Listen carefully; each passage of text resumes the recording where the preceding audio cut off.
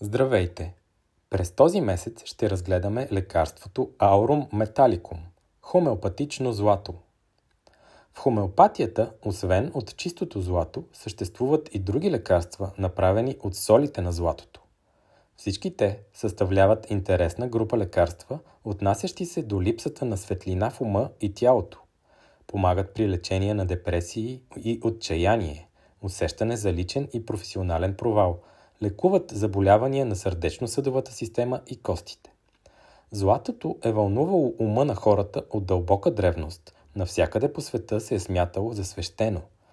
Златото е асоциирано с божествената същност, вътрешната светлина и духовното разбуждане, с идеята за вечност и безсмъртие.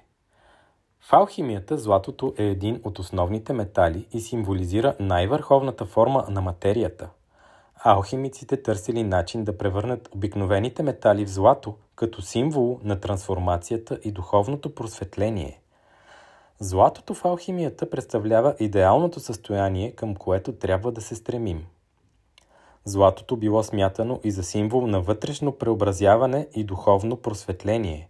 Алхимиците вярвали, че като пречистят своята собствена същност, като отстранят нечистотиите и недостатъците си, те могат да достигнат до състояние на златна есенция.